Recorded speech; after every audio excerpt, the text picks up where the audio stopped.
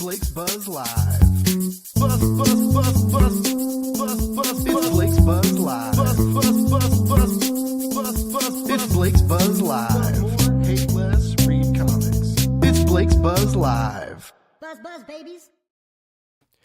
Buzz, buzz, babies, and happy new comic book day, and welcome to Blake's Buzz Live. Apologies, we had some technical difficulties. We were a couple minutes late, but the wait is worth it. I made the joke, like we're gotta keep y'all on edge, keep you anxious and sweating like you're in line for the hottest club, the hottest show. But you are in for the hottest show on YouTube, and I wish we don't have the metrics for that. Maybe one day, but. You're on Blake's Buzz Live, everybody. I'm so excited. I have the team of Ruination. All these talented people have one of the best fantasy comics coming out in comics right now, inside, outside the direct market. Like they have the genre cornered, and they're ready to fight for the title. The creators of Ruination are here. I've got Ryan, I've got Sarah, I've got Nicole, and all of you have been on the show before. So thanks for coming back. Thanks for giving me another shot. Always appreciate that. And how's it feeling? 7 issues. The comic's been around. Sarah, you came in. You came in and came in hot. Came in swinging. Like I was rereading the issues. That transition was like so natural, like it just like with Kaytee's colors and stuff, you guys pulled it off and so wonderfully. So like that volume feels as good as it can, as good as it needs to. It's so good. 7 issues, like 6 issues and a spinoff even, right? So you're on a different level of Kickstarter, guys. Like how's that feel? Like you're a reoccurring Kickstarter series that is 7 successful campaigns. Like let it bask. Let it bask. Yeah, it is. It's hard to. I mean, feel like we took a moment after getting like issue 6 done, and I mean, one of my goals was I don't know if we're going to be able to finish this series because there's a lot planned, but like if we at least get people to fund through the end of the first volume, then I'll feel pretty good about what we did. Yeah. So I mean, I was thrilled that we got through the 6 issues plus the one shot. So super looking forward to continuing. And I mean, the stuff that Sarah's got coming up for issue 7 already looks amazing. So looking forward to volume 2. Nice. Sarah, do you still feel the pressure? Like, are you, is it more nat like you're getting comfy with like working with everybody and easing into the groove of Ruination? I'd like to think so. Like, I feel like used to drawing the characters' faces now. Nice. Whereas I don't have to reference back to the old issue so much. Nice. But there's always some of the pressure to just like, gotta make it as good as you can. So. No, you're doing it. It's a beautiful book with beautiful colors, and beautiful edits. Nicole, like doing so good on editorial, not just on like one book, but like 20, 30, 40. Like you're on so many books. It's crazy. And as I mentioned earlier in the green room, because I was just spitting fire in the green room, guys. I had all these good lines. I was making people laugh. Like, and then I was like, shit, we're not even live. But I mentioned to Nicole that like it's always a good feeling when you see her name on a cover because you know when she's part of the team, it's happening. Like the story's going to be there, the beats are going to be there. It's going to be what you need in a comic, and it is, that theory has not failed yet. And I learned that from Kevin Joseph on Explain Yourself. So that's I'm just taking credit for something another man said that happened to be 100% right. How do you still like manage all this stuff and you always give everyone and everything your like total attention and from the people that work with you, like no one ever has anything bad to say about you. That's like impossible in this day. It's 2023. You got to have deep dark secrets and at least one mad client out there, like, but you don't, or you've hidden it very well. So like, congratulations, like you're doing awesome. Yes, I've made it so you can never find them. No, really, that's so sweet of you to say. Thank you so much. And I mean, honestly, my job is made so much easier when like the writing is already really solid, and then Nice. The art just comes in to just punch it up even more. It's already like a really great team behind the book, which is a big help, and again, just makes my job a lot easier.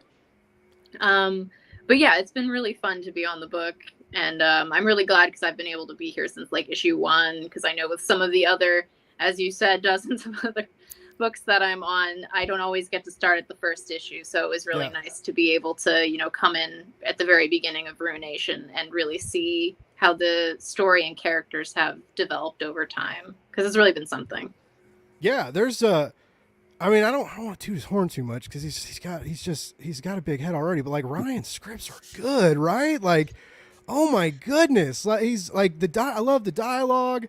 You know, the little one-liners when you need them. They always come at like those perfect times. The invigorating F-bomb. What was it, issue 4 or 5? Like, you know, it just like. I love that, like just structurally and like pacing and like, you know, I was like, oh, shit's hitting the fan. I was like, that. What else would you scream right now? And you could have like blocked it out with the symbols, but I'm really glad you didn't. And it's just like, I don't know. It's love. Of all the things in your comic, that's probably not what you thought I was going to be real hyped about tonight. We were like the one F-bomb that we dropped, and Blake is fixated on it, and it was like. Because fucking can be magical, Ryan. That's what I'm trying to say. But it's actually an interesting point, because that is kind of the approach we try to take, where, you know, like with comics, you can just kind of let your imagination run wild and you can do a lot of things. And I think a lot of people will do that, especially with their like first batch of books, where they'll go all out and just kind of do a brain dump of all the things that are in their head. The way that I write, I try to hold back a little bit and just kind of let the emotion come out at the right time, or you know, I try not to just kind of, you know, for terrible phrase, but, you know, shoot your load too early. You know, I like to hold it back a little bit. Win it to win it now, ladies and gentlemen. But like I to me, that's always been the more impactful approach. Yeah. And you know, that's an example of where like it's not just nonstop F-bombs or whatever. Yes. You know, even though we do, you know, it is technically a 15 plus book or whatever it is. It's not definitely not for kids, like you said. You know, we do have violence, but we don't do gore. We don't even do like red blood in every case. We kind of try to tame it a little bit, and you know, we want it to be like an enjoyable book, but still have the right emotional impacts at the right points. Yes. And you succeed in that. And going back to the violence, which is another thing I loved in the newer issues, right, is these big sweeping fight scenes and great sword and magic action, right? And these crystals, and like, Sarah, your action scenes are so good. Like, oh my God, it's phenomenal. I was right there, like, in them. And it reminded me when you came on, like, I felt so fucking cool, guys, right? Because Ryan slides in my DMs, right? And he's like, Blake, we lost our artist, man. And I was like, oh my God. I was like, what does that mean? What's going to happen? And he's like, well, we're talking to a couple people. And I was like, oh, cool. And he showed me art. And he was like, what do you think? Sarah, I picked you. That's why you have this job right now. It's all thanks to you. You're welcome. No, but he did show me your art, and we both mentioned how like it was a natural, great fit. And like kind of like so lucky to find you, because you just like your style fit right in with the vibe of the book, and you came in and proved that. And then also these last few issues were a lot more action oriented, even Tales, right? Very, very high action, 2 new artists. I really loved that payoff, right? It's not a slow burn, because these issues moved quickly. They were so easy to reread, like and just a joy, right? And it's just like the flow is really wonderful. And when you came on, and then also brought these crazy fight scenes with you, and again, like adding to that wonderful flow, a great payoff. Like, I'm so jonesing for new issues now, because like when these came out, I read them, right, and I was like, yes. And then rereading them, and now I'm like, okay, I need a real issue 7, and then also another Tales. Like, you should keep doing the Tales spinoffs. I just think that's just my opinion. my things go well. The intention is to have one with each volume. Okay. So the reason why I did like a Tales #1 was because I do have plans for a Tales #2 and thereafter, because there's parts of the story. There's so much lore and backstory and threads that we kind of built into issue 1, and I don't want to just. We try to be judicious with like what we focus on in the main series, but like I still want to go back and explore that stuff. So like Tales was absolutely not necessary to understand what's going on in the main series, but it is, in my opinion, it adds just a complete another layer to Kayla's character, and like what she's doing and why she's doing it, and even just like how her powers work. That it like I absolutely wanted to explore that, and we'll do that with a different character in conjunction with volume 2, or probably toward the end when we do that Kickstarter. Nice. So her name's pronounced Kayla this Yes. whole time? I've been saying it Kyla in my head this entire time. See, I was saying Keela. Oh, I've been saying Keela. okay. I know. What book is this? Nicole tried very hard to convince me to make the names a little bit easier. Kayla in particular was a name that I got just attached to, and that particular spelling, I forget. It might have actually been my wife at some point who convinced me that that was the right way. Well, then that's the way you go with it. Yep. Yes, Ryan. But yeah, like all the names have a very straightforward pronunciation. Just the spelling is a little funky. Okay. All right. I guess because 8, right? 8 starts with an E and an I, so that makes sense. I was just making up my own rules, living in my own story. Living on the edge.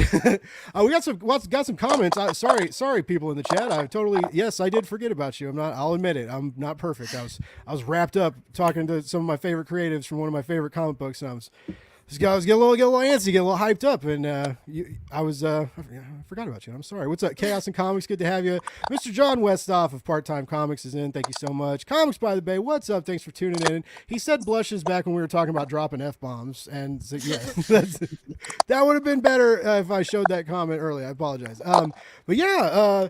So everybody, thanks for tuning in. Happy to have you. We're here talking about Ruination that has just wrapped up its first arc. With 6 official issues, and then 1 Tales spinoff, a Tales of Ruination spinoff, and all bangers, no weak spots. Like safe to say, like and all of this released on Kickstarter, right? So this was all crowdfunding, doing it all on the own creative shoulders, which is so impressive. A lot of people struggle right now with getting 1 to 2 issues out, right?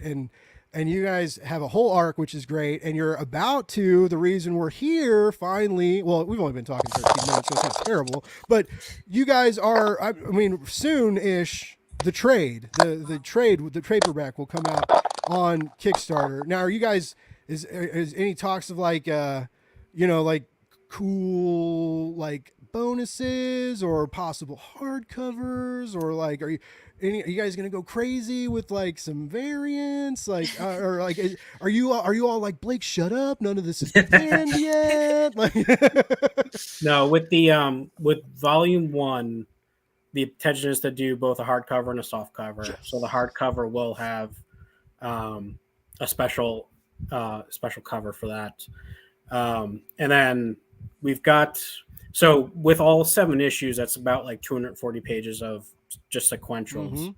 And then there's about 60 pages that we've got with just other stuff that we've added in, that Matthias, our letterer, is actually starting to pull together now. Nicole just kind of got through her passive editing all the back matter. So cover art gallery, there's going to be a 13-page bonus story that we haven't released previously. Okay. Focused on Apollo, who is my second favorite character in the series, which I just love this story. The line artist on that is going to be Hunter Banyan, who some people might know from, she's done a couple of covers for Critical Role, their Dark Horse comic series, and she did the sequentials for their Jester hardcover book. Okay. Fantastic artist. She sent us just the layouts, and like I teared up a little bit because like she did such an amazing job. So Katie's going to do the colors for that as well. And then the rest of the back matter, there's going to be kind of like world building stuff that just kind of walks you through the worlds we visited, how we came up with like the design for the different characters, and all kinds of cool stuff. So it'll be in 300 pages in total. Yes, is what we're looking at. Ryan is coming to play, ladies and gentlemen. Yeah. Someone knows how to drop a trade paperback / hardcover on Kickstarter. You said like all the perfect things just now.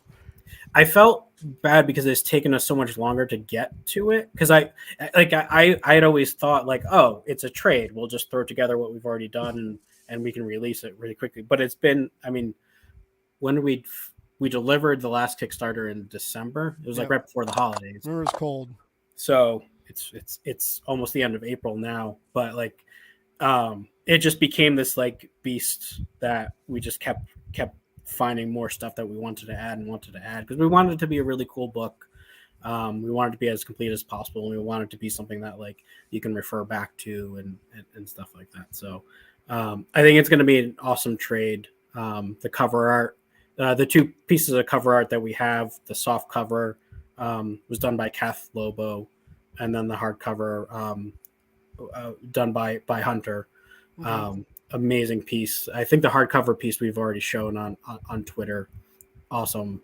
She did amazing work.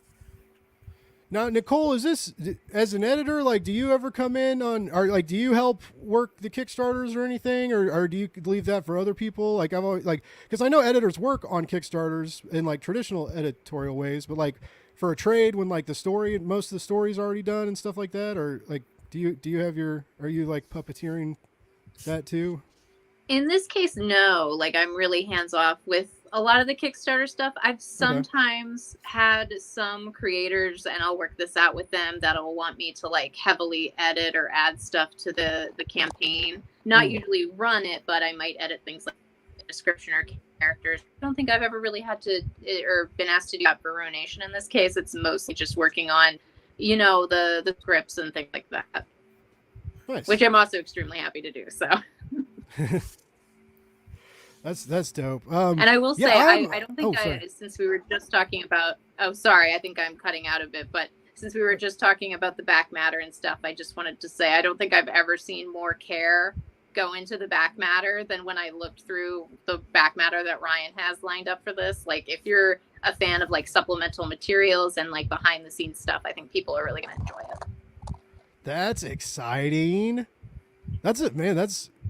Look, you guys just came on my show to sell some shit. Like, you're both like, God, I got shivers. Like, that's like the best Kickstarter write-up I've ever read. You guys just like said it like live. Oh, and actually the other piece that I forgot to mention, but Katie is also doing 3 pieces completely her own, just landscape pieces of the 3 worlds that we've seen so far. Okay. So she'll have her own complete 2 like double page spread pieces that'll be in the book as well, that I'm super looking forward to seeing.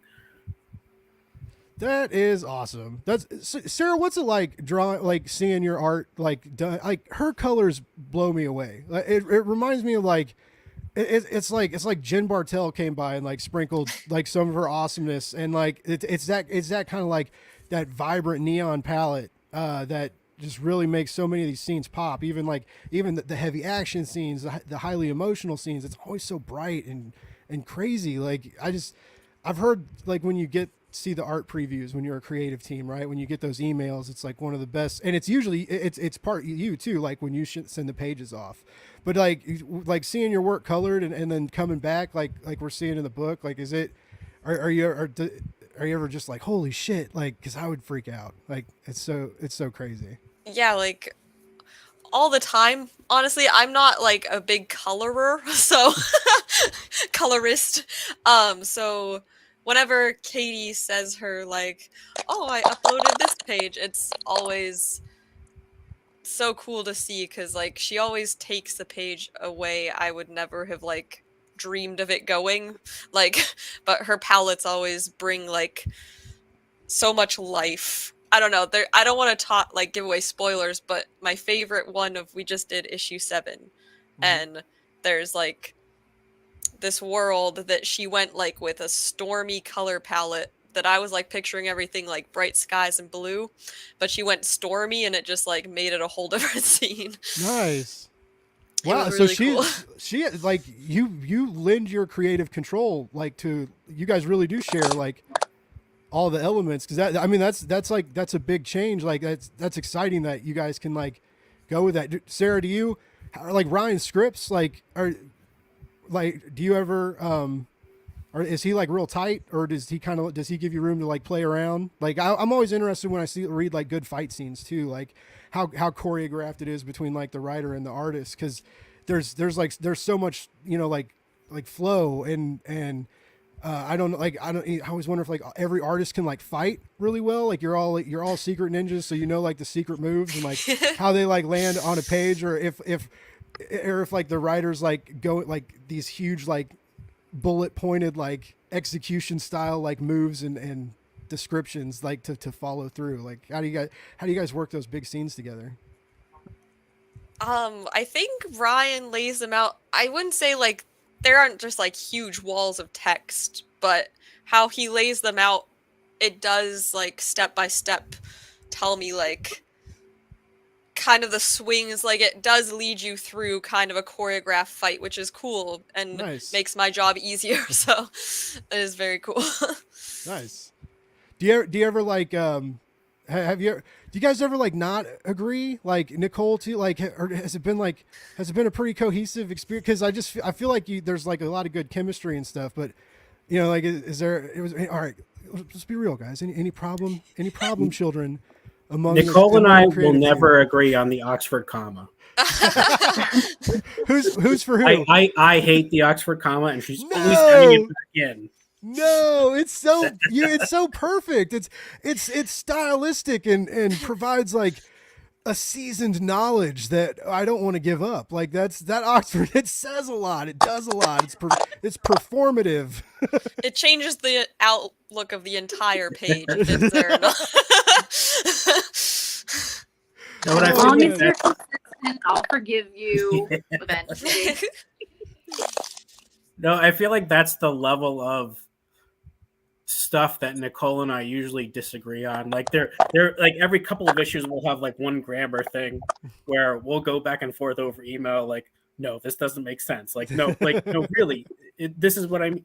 But other than that, I feel like, I mean, like the grammar and the editing and the spelling and stuff like that. That's usually, like Nicole said, it's you pick a way to do it and you be consistent, and that's straightforward. So to me, it's always like spending more time on the story and the continuity and the arc. And I give Nicole credit because that must be like an awkward thing to step into when you're an editor and clearly the writer and the team will have like a plan laid out, and you've got to come in and give feedback and tell them like occasionally, hey, it's a good baby, but it's not a perfect baby. Yeah, you gotta lay down the law. Yeah. You gotta come in and switch up the gears. You gotta crack the whip a little bit, right? It's not like it's a ginger crack. It's a metered crack. It's not painful, but it's I mean, I guess it depending on gentle. It's a gentle. Speaking about awkward, all right, Nicole, what's everybody's weaknesses? Go. Why would you give me that question? No. Why would you do that to me? I'm just kidding. That's so mean. Because I feel like you know all the secrets, but no, definitely not obligated to answer that question at all. I would love to know mine so I could work on them. I did ask at the Comic-Con that when I did interviews, I did ask Phil Hester what his weakness was. He brought up weaknesses, so it was like it was a good transition, not like just landsliding you like I did just a moment ago. But he talked about like teaching other artists and how like he finds like weaknesses and like helps them like strengthen those. And I was like, what would you say your weakness is? And he was like, that's a good question. And I was like, huh. I was like, and then so what did I do? I took that good question, I ruined it on this interview.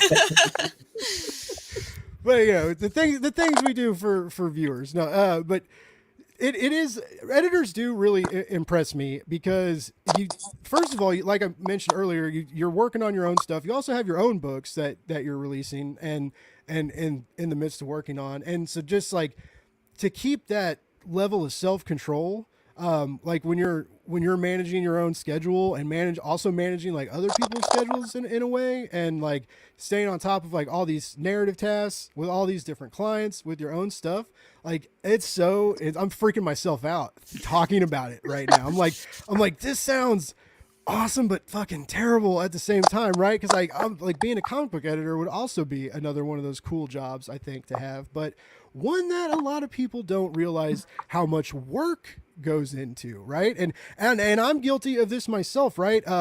There's been recent talk for a while, like people were mad when the letters weren't included in the reviews. Like everybody like made sure like if there's like a colorist, an inker, the letter or the writer, like everybody, and now like there's the editors should be included. And I agree, and I'm still not used to doing it. So you will often see me like for it's like when they change like MLA style in high school, right? And you like forget to like hit return twice, or how like numbered articles are supposed to go, and like you fuck up your bibliography. And like I don't know why I'm going back to high school with this conversation, but it's it's a difficult but rewarding job. But it's, I mean, only like special people can do it, or I guess like can do it in the way that, I mean, do you know a lot of other editors that take on as many jobs simultaneously as you do, or are you like kind of top of the wolf pack here? You're like, no, Blake, no one does that. I'm just like, I'm Nicole D'Andria, and like I do that. No one else does that. All right, like. I mean, I have editor friends. I don't go out of my way to ask them like, oh, how many jobs do you have right now? Let's compare. And I mean, it's also really important, like as many jobs as I take on, I really want to make sure I can still balance it. Like I've had to say no to more projects than you would think. Okay. Which honestly, I have to say that's kind of a blessing in a way, that I can afford to do that because I have so much work, which is really nice. But like I can kind of pick and choose right now, which is, I don't know how long that'll last, but that's like very nice. But yeah, it's definitely a balancing act. And if I feel like I'm going to take on another title, then I really have to be sure I have the time for it, because I don't want to neglect anyone. I want to try to, if you're going to email me about something, even if it's not getting you something, like I'll always give people like, if they don't give me a deadline when they need something, I'm going to make one for myself. And I'm usually going to try to get it to them before that deadline if I can. And then you always want to try to answer emails in a timely fashion and all that. And if I start seeing that, I have to push deadlines back, or I'm not answering people quickly enough, then I'm really going to have to, take stock and see if I'm doing too much. So it's a balancing act for sure. And I mean, editing and writing are my favorite things that I'm doing right now. But, there's other things that work out, like you said, with people's schedules. I do project management for some things. I don't have to do that with like Ruination, really. Like I do, like I'm able to look over, like with Ruination, I was able to look over like the outline for the next volume, which was really cool, and scripts and things for that, like that. But, some projects you have to do project management with. So yeah, it's a balancing act, but it can be a really satisfying one when things aren't toppling over. Yeah, I agree. Like a very good feeling when you can start saying no to people. Like it sounds kind of bad to say, but like you said, you're in a position like you have all the jobs you want and enough jobs, and it's just because it's also like the burnout, mistakes can happen, things. Because I remember like being new to this and like initially worrying like if I said no to so like I always had to make time for people, because if I say no, like they'll quit asking, and then eventually you learn that like no, like you have to say no sometimes, and when you're good at what you do, they keep asking. So everybody quit asking, but at least I took a nice mental break for myself, and that's what mattered. But no, I'm kidding. They still ask it sometimes. But yeah, that's awesome. And it like I said, like all the stuff that you're doing simultaneously. Do you like, because I know you still do Kickstarter stuff and you're in the direct market now too, right? With your own works and on other titles. So like, is it easier to do like Kickstarters sometimes where you get like that, you get like kind of breaks in between like these projects, like in the like the fulfillment time and stuff, and whereas like when you're on like these more rigid monthly schedules in the direct market, or do you like having that? Do you want that regularity? That's a good question, because there's definitely pros and cons to both. There's definitely something comforting with having, deadlines, for me at least, because that means you can't put it off. It's definitely going to happen. It's something you can't procrastinate. And then with Kickstarters, they're definitely much more hands-on versus direct market. You kind of have there are other people in place, like very important people who will handle a lot of tasks for you that you might need to handle yourself if you do Kickstarter. Mm-hmm. So honestly, I think it really depends on how I work it into my schedule. The direct market honestly is just much easier in a sense, because if you're able to get in there, I feel like you have more of a support system around you in a weird way, not in the sense of like who's supporting the book, because I think you can have a huge support system, a really important support system when it comes to backers for Kickstarters and things like that. Mm-hmm. But a support system in the sense of people who are doing the work with you, because it's a sense of like people who are helping with marketing, people who are setting up those solicitation deadlines for you in some cases, and who are, giving you advice on things like covers. Now, again, you could it's like a double-edged sword, because I feel like every time I say something about direct market, I could apply it to the Kickstarter, because I like talking to like pros at a publisher for direct market to get their advice on covers and things. You could also do an update on your Kickstarter and have people maybe vote on a cover or give you feedback that way. Mm-hmm. So I feel like I'm very on the fence with this answer, but yeah, there's pros and cons to both for sure. Nice. Yeah, it's it interests me how like it interests me too. Like so many people are like playing both sides of the field now. There's such a mixture in the direct market and the Kickstarter market right now. Kaytee Brown is in the house. What's up, Kaytee? So happy to have you back on the show. I just was telling people not long ago how crazy, awesome, perfect your colors are, and how great you and Sarah are working together. It's so exciting to see this dynamic duo like splashing the awesomeness all over all these pages. Thank you. I love coloring Sarah's lines. She always comes up with the coolest like angles and exciting action shots. She just makes it so much fun, Nice. I'm feeling the fun. Like we were talking about how just like I love like the new fight scenes and how like just how bright everything is on the pages, and how everything's just so crystal clear to see, whether it's like magic or sword fighting or like painful gashes when you get cut and sliced open. Like it's all so crazy. And how do you like keep coming back? Like you're like progressing as a colorist, like again and again and again, and like looking like number one was like very pretty, right? But then like fast forwarding to issue 6, and like especially when we start traveling to these other worlds, you get to flex like a totally different muscle on some of these pages, and it feels like they just like really let you cut loose, and it's the payoff is absolutely sublime. Like what's your process? Like how do you keep trying to like one up yourself like on these pages, or like what are you reading that you're getting inspiration from? Like tell everybody your secrets, because you're killing it, and we need to know how technically. Well, first, thank you. And honestly, that's trying to one up myself every time is really kind of the process. I'm always trying to do something different or better than I did before, and I think this particular team just kind of lends itself to growth, because I feel like Sarah also really pushes herself to try new things and take risks, and the Ryan's writing is getting just like incredible freaking incredible. Like it's so really it's just easy to push myself to do better and try new things because the whole team does that, you know? So I guess that's really the process, is just having a great team. That is a damn good answer. Like that's a I agree. Like it's the dream team. Like if you guys played basketball, you'd like win the tournament, right? You'd have a great montage of like, I don't know about that.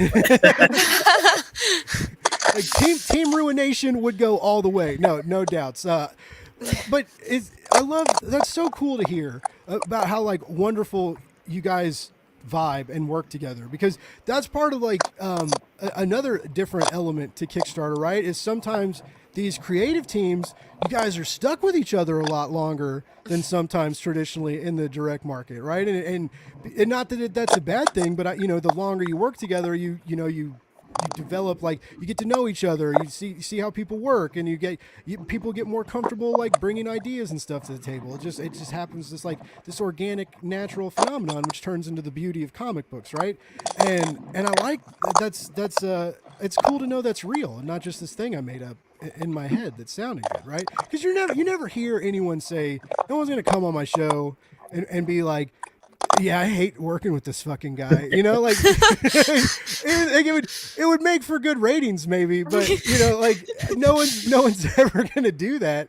But you can also tell like when people are genuine and like tell stories about or talk about how excited they are to work with people, and you can pick it up, and you guys sound like you guys sound like you're real tight and friendly, and like everybody gets along. And I guess maybe this is clicking for me because the last time I worked, it was in a terrible environment, and I was like, I had to escape, and so like I'm living vicariously through this idea that you can get along with people in the working world, and there are nice people out there. You forget that, right? I got attacked by the wrong side of the internet the other day, so I'm still reeling from like poking the wrong bear, but yeah, anyway, kindness goes a long way, I guess is what I'm trying to say. And you guys all seem to do that naturally. None of it seems forced. Like you're all happy to be here. That's crazy. You're willing to deal with me for a long, extended, blabbery interview because of how much you all like each other in this comic book you're working on. That's a cool deal.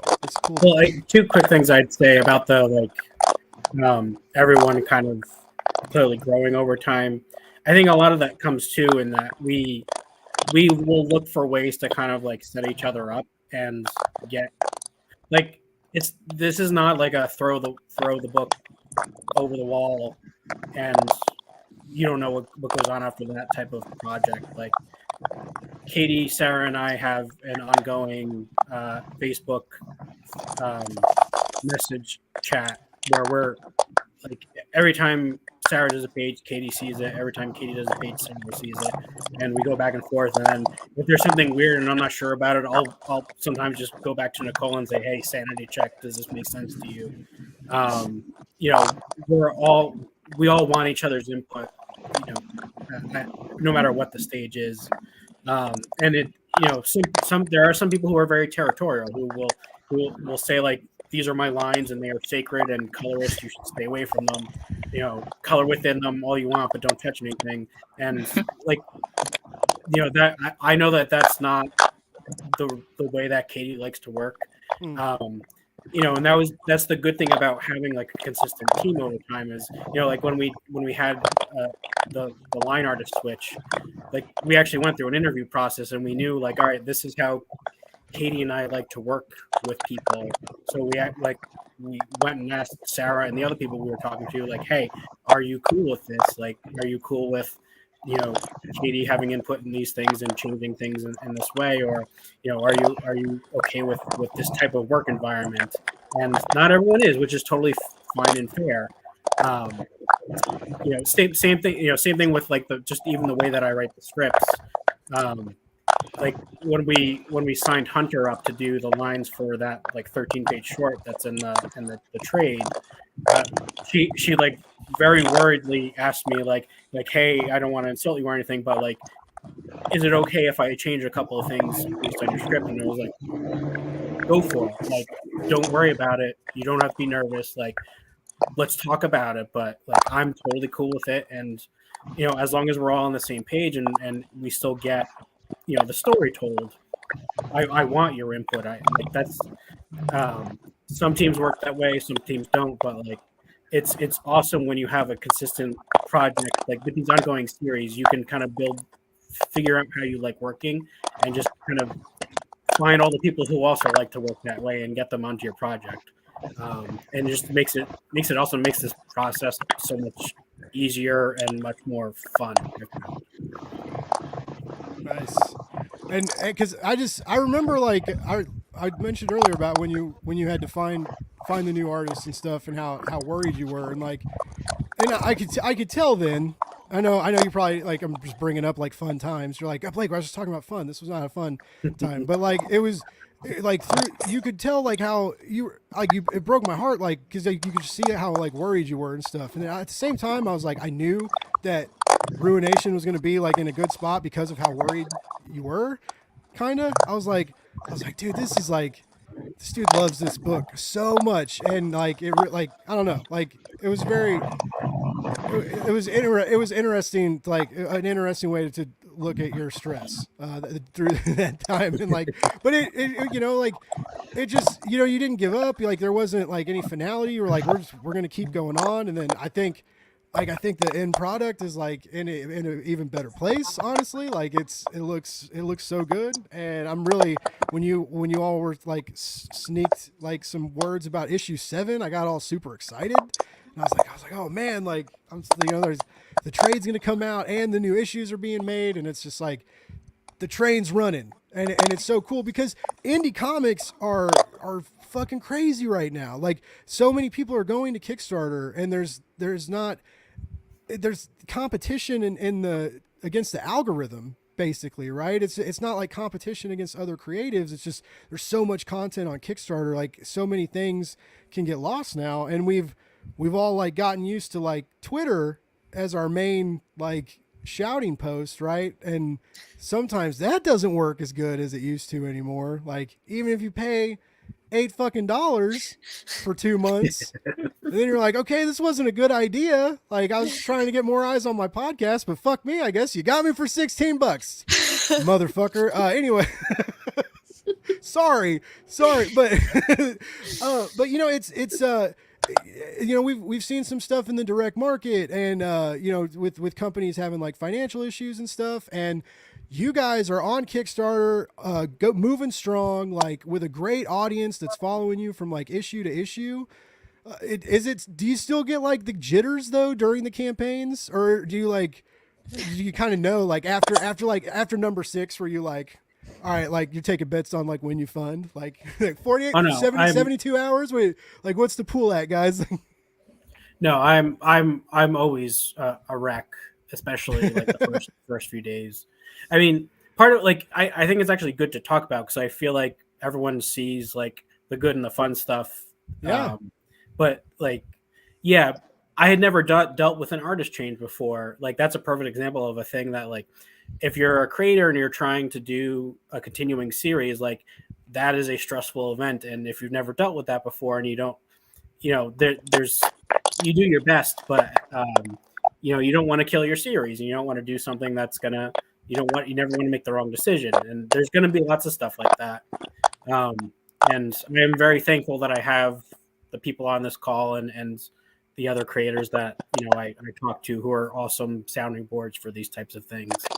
Like you, who were helpfully gave your input on the artists that we were looking at. But yeah, there's tons of stuff that I want everybody to note that I had so much to do with this, this decision and this creative movement. I kid. I mentioned, Kaytee, I mentioned earlier that it was Ryan made me feel like a rock star, because he DM'd me and he told me about this, and I was just like, it was I was just like, wow, this creator I really like is just like talking to me like a person. like, hey, what's up? Like we're friends. Okay, nice, awesome. And he like talks to me and then shows me like gets me in the feels that way, and then shows me like these images, and he's like, these are like, we're looking at this art, and he's like, what do you think? And I was like, what do I think? I was like, you care what I think? Like, you motherfucker. Like it was crazy. It made me feel really cool. But I could tell he was worried also, because he was like, I was like, man, he's up late, he's reaching out to me. I was like, is Ryan okay? I don't know, man. No. How did it feel for you? Because I mean, you have like a totally different connection than everybody else, like to the page, to the narrative, to the tone that gets laid in everywhere, right? And you'd been working with this person for a while too, right? Like how does that switch up feel on your end, or are you kind of happy that, or not happy, but you're like, well, that's Ryan will figure it out, or so, you know, like. I was a little nervous about it, and I was, because we wanted to try to keep something stylistically consistent, but the style of the colors is so reliant on the style of the lines, so that was an important factor. And there were a few moments where we were looking at like, okay, what about a whole stylistic overhaul? And that could have been fun, but I don't know if it would have, transitioned quite as well. I think I totally lost my train of thought. I'm sorry. No worries. It's funny you mentioned that though, like how the change in like the stylistic change and how abrupt or how it might work, because we see it. You see that a lot in the big two. Like every now and then, like you get like I mean. Even like Chips, I'm reading Chip Zdarsky's Marvel run, Daredevil run right now, and like after the first 5 issues, there was an artist change, and it wasn't terrible, but like the main art was really, really good, right? And it was like it was jarring, and it just like happened for a few issues out of nowhere, and then obviously it worked, right? Like that. The story beats still executed and stuff, but then it changed back, and we kind of get this expectation like, okay, that'll happen in the big 2 or the big 3 or however you want to decide it. But in Kickstarter, it would land differently, right? Because I mean, part of it's like the audience that knows what to expect, and that's even like more pressure to execute like a successful Kickstarter. I never really thought about that before, like the appeasing this like even more loyal of an audience that like finds you in a different way than traditional comic marketing and stuff. So wow, that's exciting. And then you guys find Sarah, who nails it. Like this story could have gone so many different ways, right? It could have been a different artist. It could have been people could have been mad, and things could have happened. Like Sarah could have been this like rock star who like took the money and like ran off and fled the country and like did this like crazy, just like went crazy artist, like I'm living my dream shit, like who knows what could have happened in the land of comic books, right? But what happens? You all end up getting along. You all like the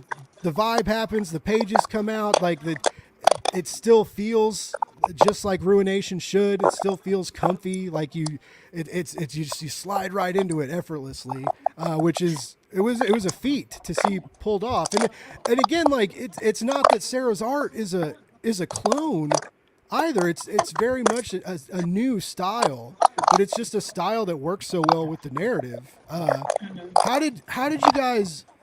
Well, like when did it click? Like, because I know she sent you some art and stuff, but like I just saw like the black and white art. Like did like Kaytee like color a piece and you guys saw it and it was like opening a box of gold and it radiates on your face and it's like, oh. No, I mean, we had, I think it was like 3 or 4 different people that we paid them their page rate and said, hey, we made up a page that just had an example of Kayla and Rachel like walking through a fake town and they get attacked. And we just wanted to see someone, one, could they draw these 2 characters who are particularly important to draw consistent, and 2, could they handle the action, and that test kind of quickly, like we would rule out a couple of people. And then we were pretty close to actually going forward with one person. And I think Kaytee actually went ahead and colored that person because we wanted to see like what it would look like, given the stylistic change. And then like literally the day before, I think we were ready to make a decision. Sarah sent us an email and was like, "Hey, I happen to hear you guys were looking for someone. I don't know if you're still looking, but," and I was like, "Oh my god, this is like her style was exactly like kind of what we were really hoping for." That was like she nailed the semi-realistic fantasy drawings that was very similar to Julia's style.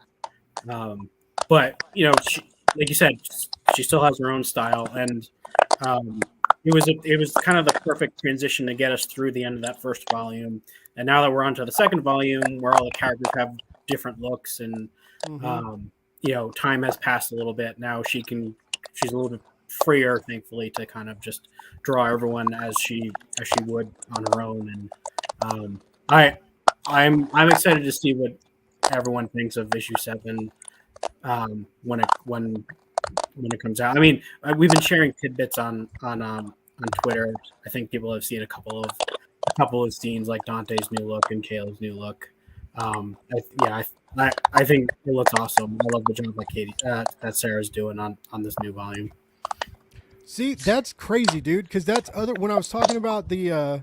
Now, everybody, I love Twitter. Okay, I'm complaining because I love it. Right? We're in this unhealthy relationship with our old lover, our old social media that was there through thick and thin and good times and bad.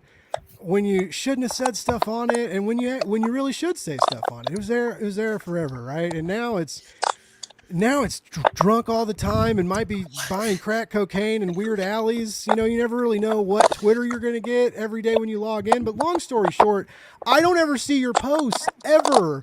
Like I thought you were on like a fucking online sabbatical or some shit, man. Like I never see any tweets from like any. It's weird. Maybe I only see my own tweets. Some narcissistic asshole now. I'm just like, well, you don't really read other people's tweets when you just read your own timelines and comments, Blake. But I don't just do that. I swear. We got what's up? Sarah Landauer's in the house. Also a fan of Ruination, another Kickstarter creator. The potential new volumes and new looks. Yes. That's what I'm gonna be doing when this interview's over. I'm gonna be finding the lost tweets of Ryan. Just like. I'm gonna go on a fucking adventure. Milton, what's up, dude? There is a major clicking sound. I'm not sure. Yeah, well, what to do? Sorry, ladies and gentlemen. But yeah.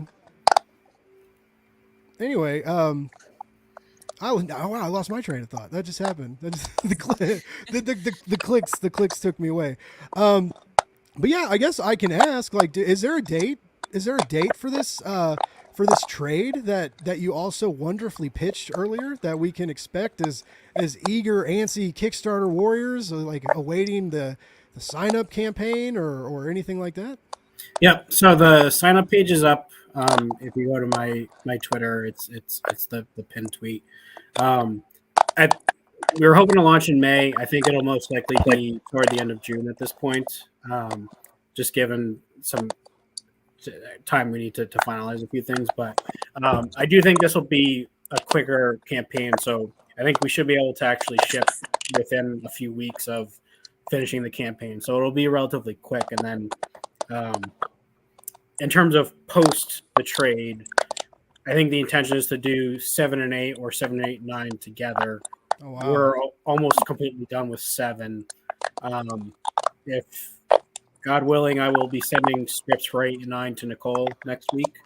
So the train will keep moving, and I think we should be able to do the next Kickstarter following the trade, within probably 3 months after that. Well, that's it, man. That's crazy. I could get in 3 issues at once. Like, wow, that's gonna be a big campaign too, because you're still gonna do offer variants, I'm assuming, and like some people will come in for back issues. You're gonna be sending out like boxes of fucking comics. Yeah. Fulfillment is getting more and more interesting.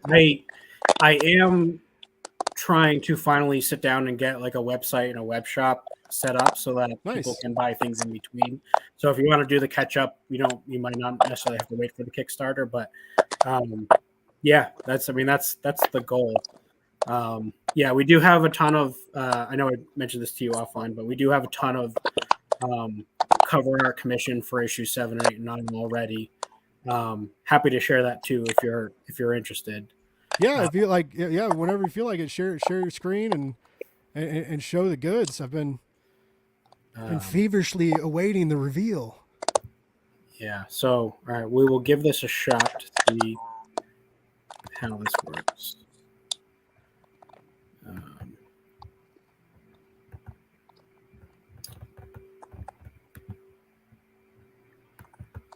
You should have an option to like in present to like share a screen. There we go. All right. So you seeing this? Oh yeah. Okay. So this first one, super excited about. This is a variant for issue, probably issue 7, done by Natasha Alterici, who you may know from doing Heathen from Vault. Yeah. So fantastic artist, fantastic writer.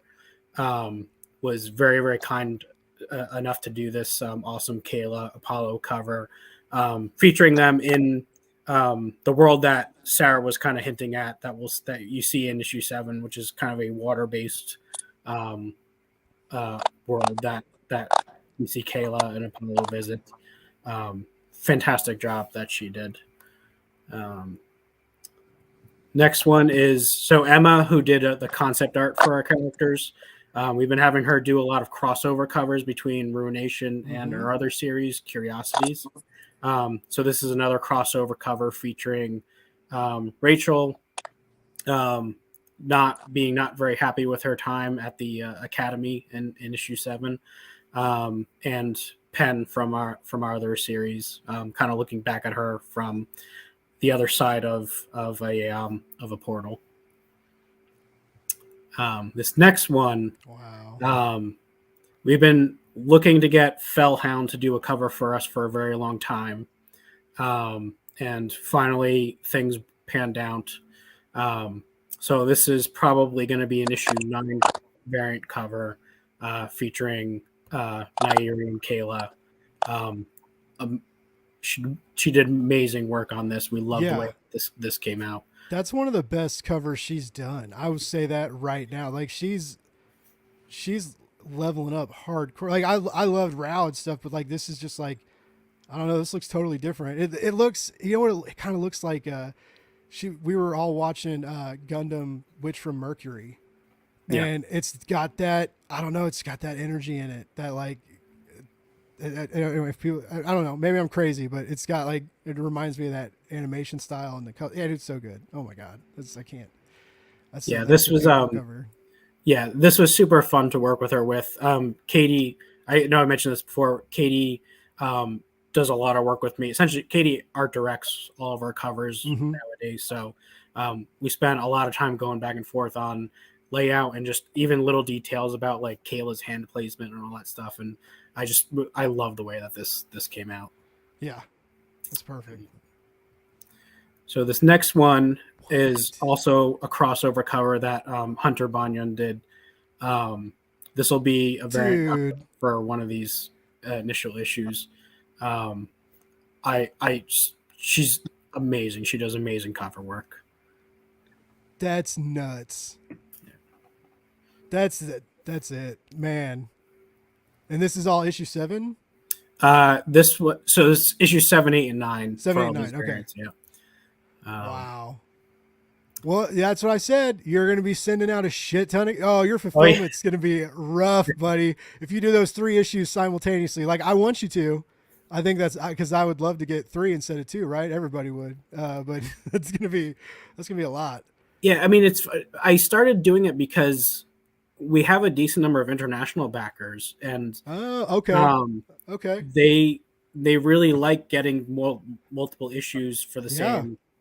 same shipping fee. Save tons of money. Yeah. This is the hardcover cover for the trade.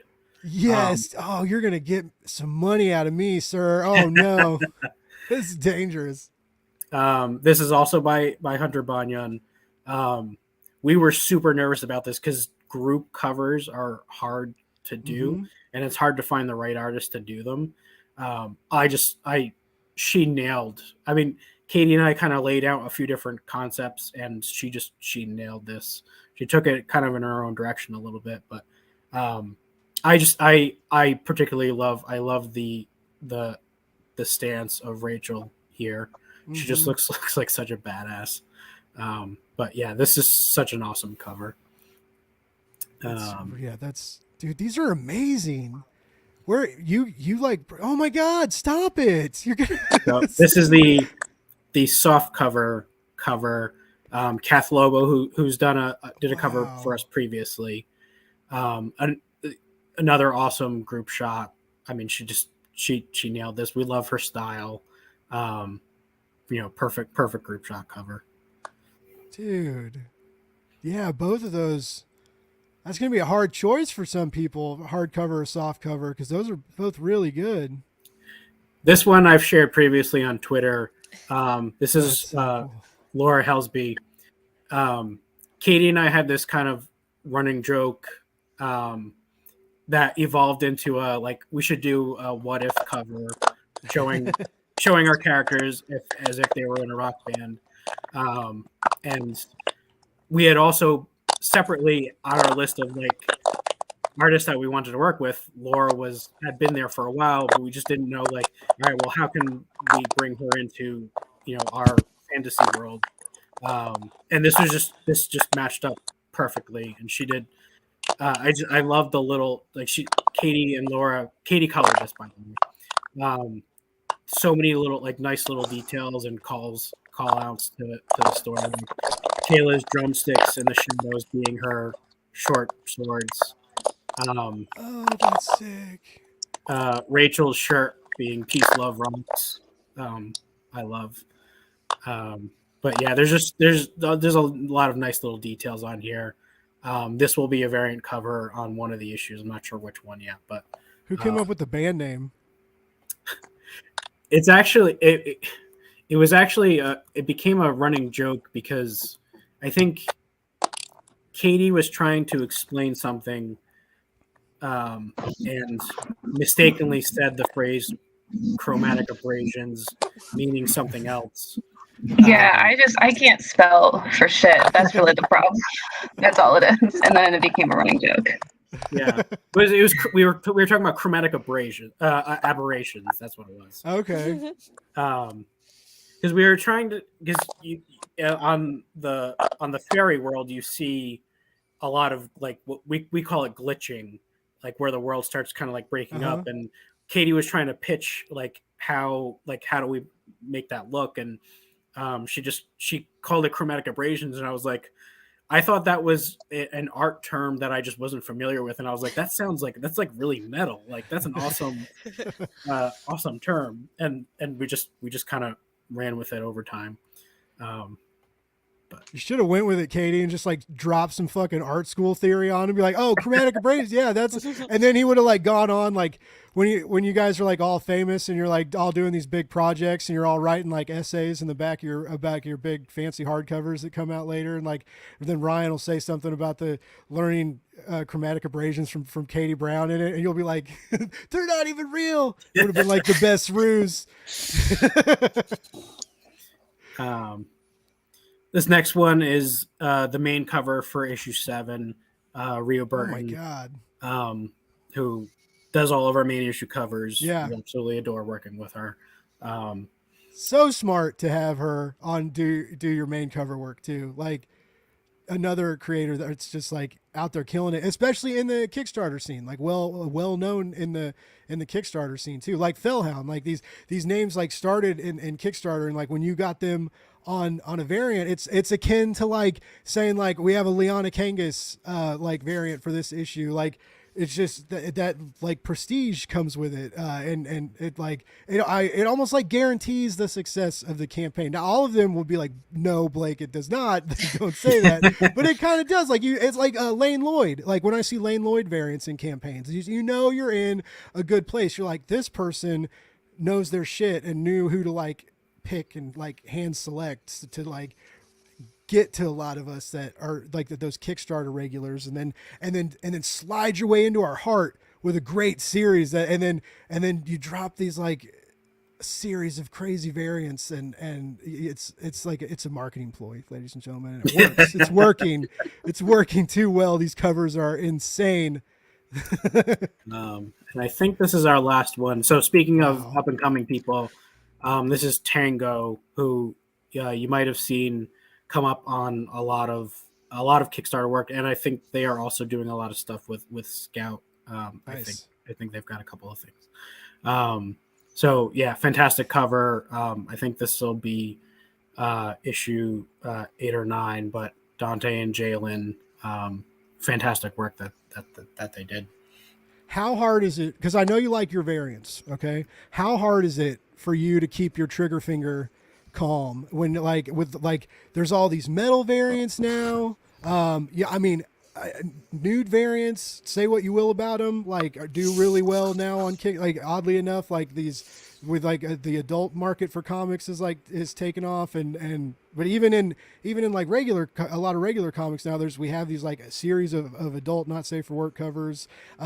There's tempered glass covers, like the foil treatment, like all these options, right? Like it's odd. Like I haven't seen not necessarily like the nudie variants, but I keep waiting for you to drop like a metal. Like it feels like the one thing that might be missing. But also I know like they're expensive and like it's more stuff you got to mess with. But yeah, I mean some of it too is just me being a little conservative about like trying to go too far with things, and printing is like the part of the process that I hate dealing with the most. It's just that it's like the most anxiety inducing part because there's just so many things that can and do go wrong. I mean, even like just yesterday I was picking up someone else's Kickstarter book and I can see where there's clearly like a bunch of printing errors. mm-hmm. Not the fault of the creator, obviously, but like there's just so many, and like having to go through the process of like, is this big enough that I'm not going to accept this batch? And like, that is a real anxiety inducing part of the process. But like, so I'm big on trying to keep the process as simple as possible. I've gotten comfortable enough with variants that I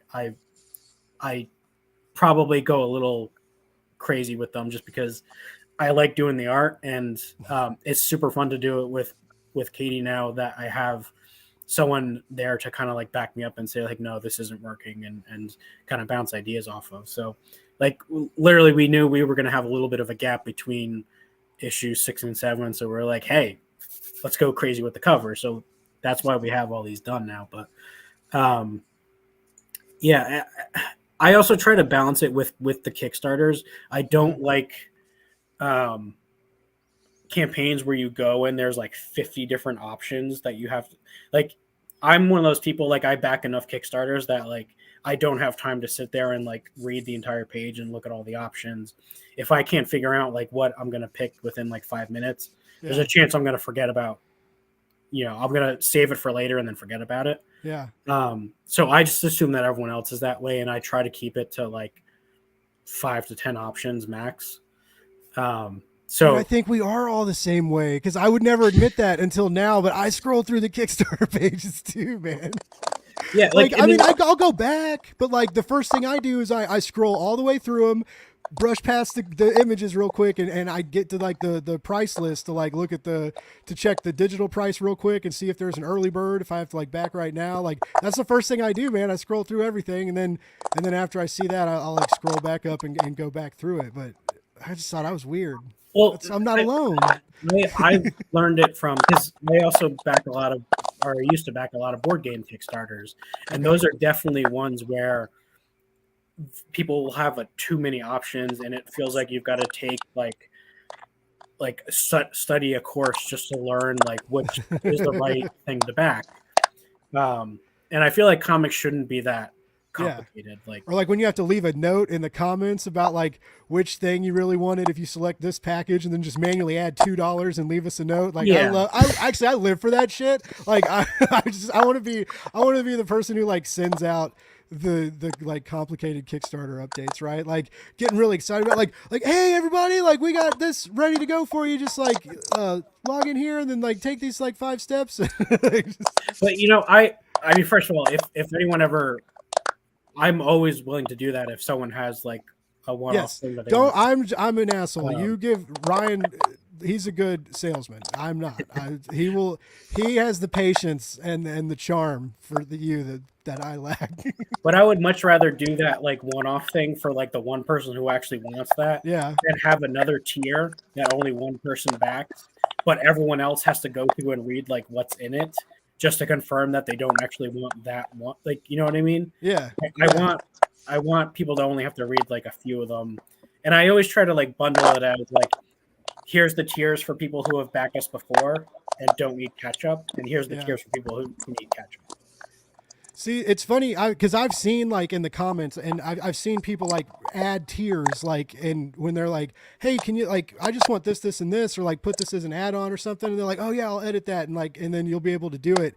So there was a time on eBay many ages ago, and I was buying Ninja Turtle variants of a specific store brand, right? Just not like these are store exclusive Ninja Turtle variants. Some of them like that Kevin Eastman would do, and I won't name drop, but there was 2 shops on eBay. There was the actual store, and then there was another user that had everything from the store. Like, and like he obviously like worked there or was part of the store too. But they had 2 stores, each with like great ratings, and like obviously knew what each other was doing. Came from the same place basically. So I asked this guy, I messaged him, and I was like, hey man, like I'd like to buy like this deluxe edition and this oversized treasury deal. I was like, can you bundle them together, or have them set? Because none of them were separate. You had to like get them in a bundle, or like, so too many things or not enough things basically. So I asked like for a little customization as a repeat customer many times. And he got really mad at me, and he was like, dude, there's price. Like, what's your deal? And I was like, oh, I'm sorry. And so I was like, I'll just go to the store website and get them like separately. And he blocked me. And so like we had both left each other like great feedback on eBay. Like he was like, this dude's the best seller. He always comes back every month. And I was like, these people fucking rock and know how to ship, and like everything's safe. You could stomp on it. Like we were creative in our eBay reviews for each other. And he blocked me for saying that. And I was like, I guess I shouldn't have told him I was going to another shop, but I was like, I thought it was his shop, so I guess it wasn't. Anyways, long story short, I can never message you all and be like, can you set up a custom tier for me? Because it takes me back to like Vietnam and gives me these like fucking flashbacks that I can't deal with. Sorry, it brought up a traumatic experience for me, guys. Thanks for reminding me to go to the comments too. Myself, that was for me. Sarah Landauer says, how do we approach a Kickstarter trade as opposed to new issues? And I'll let Ryan wrap that up just real quick, but he kind of mentioned like, that's why we have like the soft cover and the hard cover, each have their own variants. He's going to have there's a 13-page bonus story, right? By a new artist. Oh, you're muted. You're muted, Ryan. Ryan, you're muted. You're on mute. Thank you. Yeah, we're still learning what how to approach this and what's what's going to work and what's not. But yeah, I think that it's going to be a unique challenge, and honestly, I'm very worried about it because I know just from polling people that at least 50% of our existing backers are good with their single issues, and they're not going to necessarily want the trade. Yeah. So we're already kind of cutting our audience in half. And we've got to now find new people who are going to want to buy into the series like fresh. And like you said, like you talked about earlier, it's a lot harder now because Kickstarter's just kind of been a little bit light lately, and Twitter is not very useful these days from an advertising perspective. So it'll be interesting. But like the thing that I made or at least made a point to do is figure out what a unique proposition would be for existing people. So adding a lot of back matter, adding that extra story, and we'll have a way for people to get it if they don't want to buy the trade, but they just want the new story. You can still get that too. But Nice. Yeah, that to me, it's just always trying to figure out how you're adding value to people, and just always putting yourself in the position of your backers. So if thinking about who's going to be new to us and what's going to make them buy, I think the cover art is going to be an excellent selling point. If you're an existing backer, what's going to make you buy? And I think it's going to be the back matter and all that work that we've been putting into it is my hope. We'll see if it works. One thing I didn't hear you mention, and you've got the material for it. Is there going to be in either of these editions? Are we going to get like a cool little cover gallery action? You think, or do you got other? Would you rather put like beefier stuff in there? Like you guys got the variants, you got the covers already. I'm going to use that'd be like 18 pages or so, or something like that right now, of that you could use for other material, or what are your thoughts on those? No, we've got a cover art gallery. We've got descriptions of each of the worlds. Like I said, Kaytee's doing new art for those. We've got the design background on all the characters. And I think there's like 6 or 7 pages of Rachel's journal recounting the events of the first volume, but from her future self. Okay. So there's some interesting tidbits in there that you'll get story wise that I think are kind of neat, particularly given the what happens at the end of issue 6. But yeah, so that's essentially I think all the things that we're including in the back matter. Yeah, Kaytee, he said you're drawing maps. Is that right? That's what you said, Ryan? No, not maps. I'm doing like illustrations of the world, like okay, full, like different locales across. Okay. Yeah. Ooh, I like that better. I thought you guys might be trying to like bring like your inner Tolkien out. Nah. But no, I like that. Like, so, there's gonna be like all this crazy scenery. Do you like because you're illustrating those too, right? You're gonna do you're doing colors and illustrations, right? Yeah. Nice. Do you like doing like sceneries, backdrops, like stuff like that, or over like character work, like or like, well, why this area for like what made you want to do these types of variants about the world? I think my reasons are twofold. Because I've been contributing to the design of these worlds for so long, I've just kind of had all these ideas in my head about like how I would do it if I had the opportunity to like render it out in a full like illustration. Nice. And so I've always just kind of wanted to.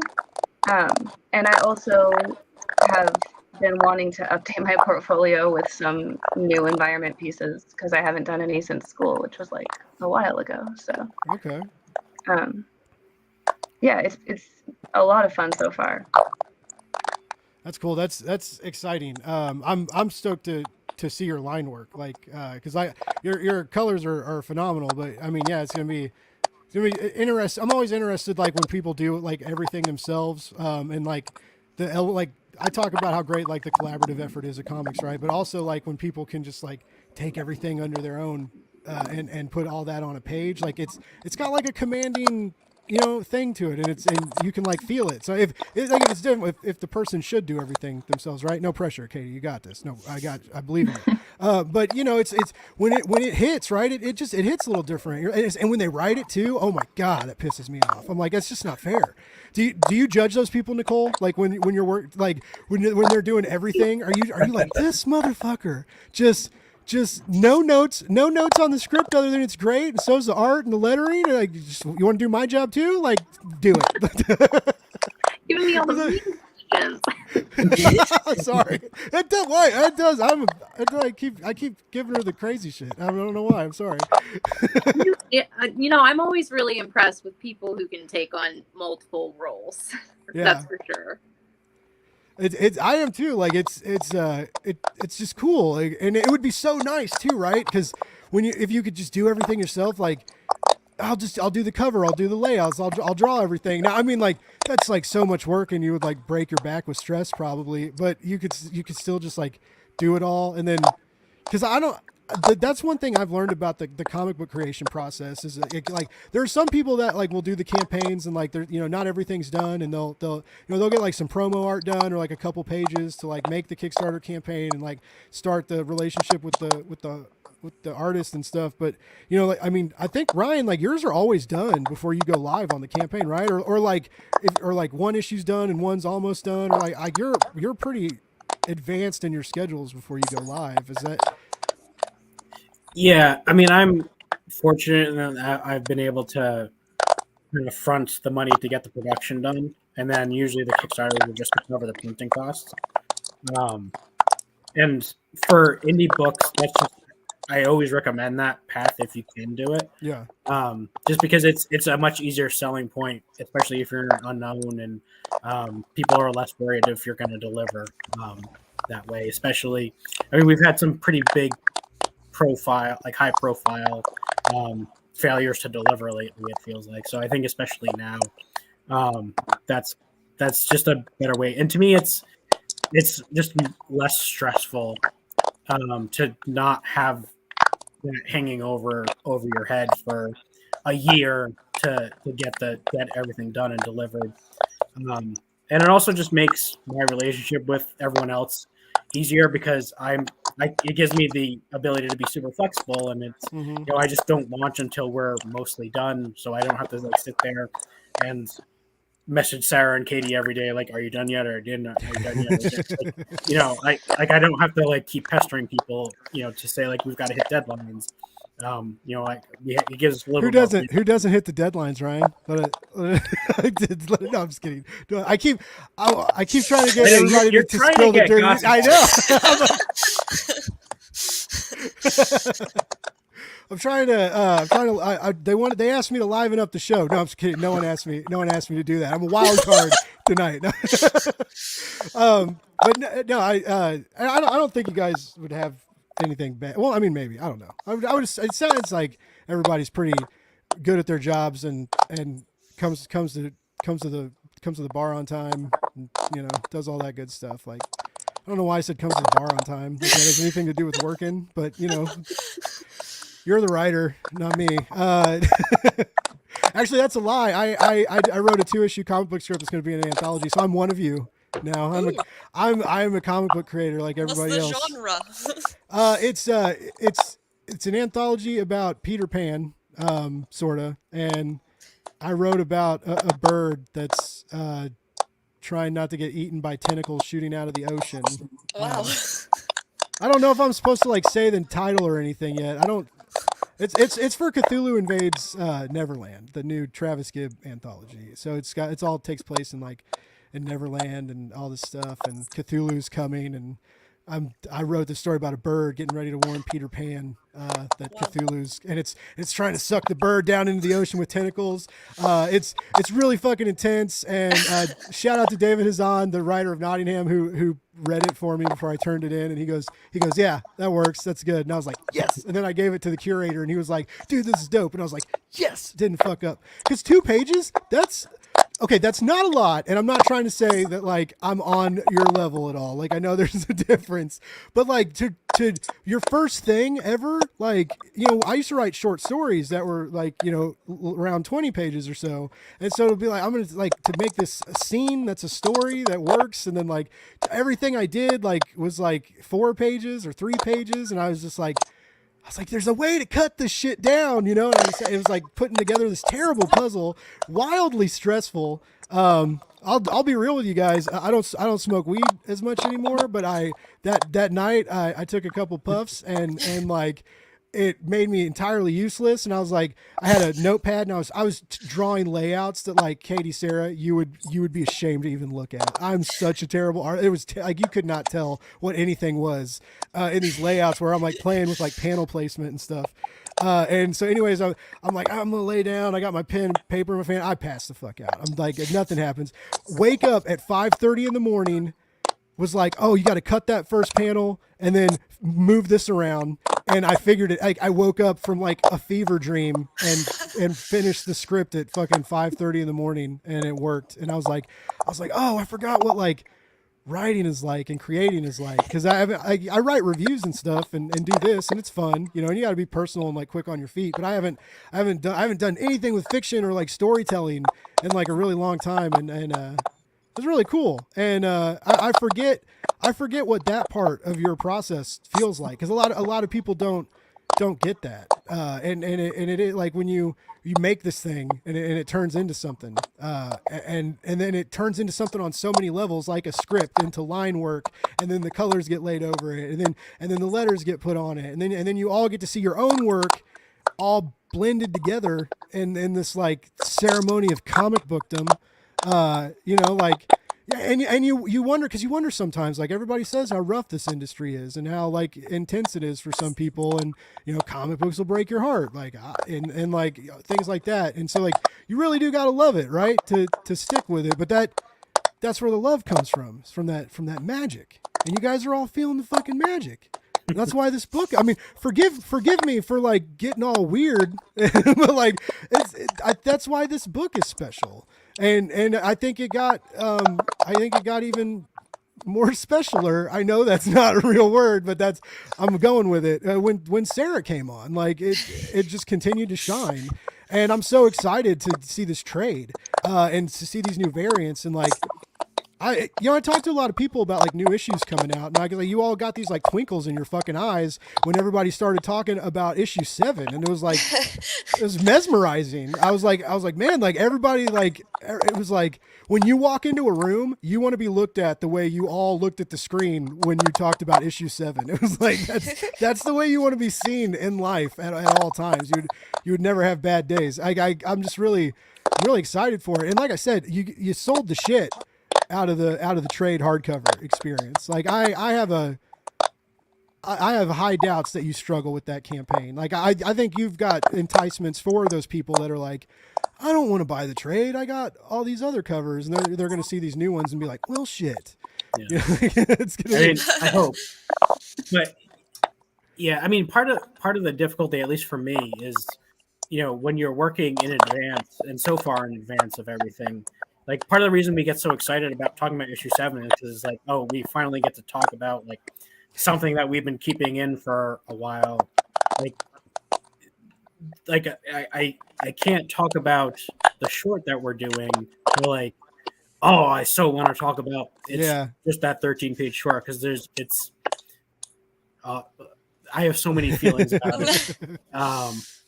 And even just like, you know, when Nicole and I are going through the outline for the rest of the series, like, it's hard when you know exactly what's going to happen so far in advance, and like I can't talk about it with anyone except for this group of people without spoiling it.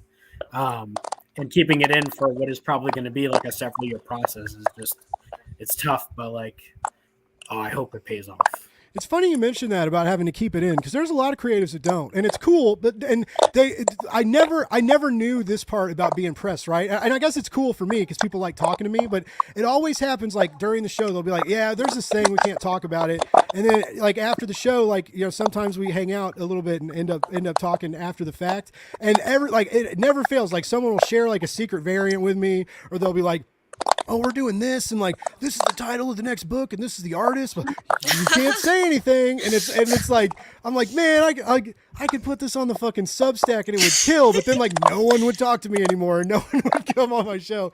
There was one time with a creator, like at the end, like he was all like happy and excited, and at the end of the interview, he was like, oh, fucking Blake, shit is just fucked right now. And he like vented to me about all this industry stuff, and I was just like, the knowledge that I've gained is like, it's too powerful. Like it's.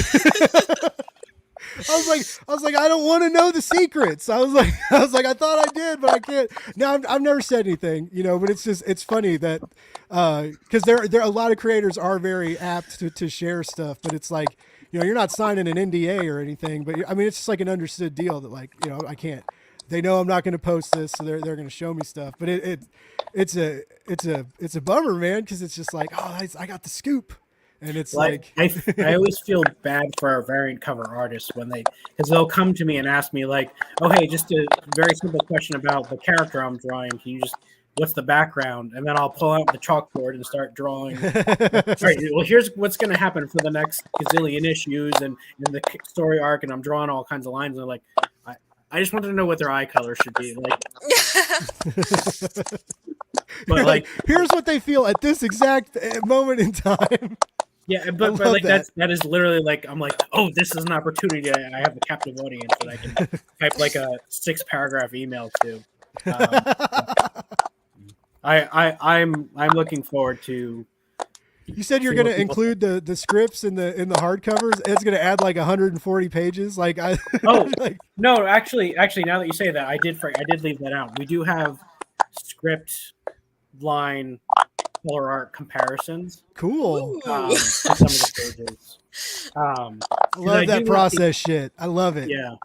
I do want people to see kind of like the difference of, I mean, like what, because I think it's really cool to see like how the magic effects are done in certain pages and like what stuff Kaytee, like there's one particular page where Kaytee like added all kinds of flora to the world that is not necessarily in the line art. That is just awesome to see. And just even trying to like you were talking a lot about the action scenes that Sarah and Julia had to do, like trying to do those while leaving room for the magic effects that are not necessarily always in the lines. It's almost like acting with a green screen, and you're kind of trusting that the next person in line is gonna, like, you know, it's an interesting process to see that I would have never thought about without going through all this. Yeah, I never think about stuff like that either. Just because I feel like all artists are just like living the dream and living like rock. They're the lead singers of the fucking rock band, right? They're just like, no, I'm just kidding. As a joke. Not that you're not the lead. You are the lead singers, but I don't think you're like the bad kind of lead singers where you're like, I only want the green M&Ms and fuck you. Like, it's not like it's not like that. You brought the wrong bottle of water, Ryan. I'm not gonna sit at this con table with you with fucking Aquafina. Like, god damn it.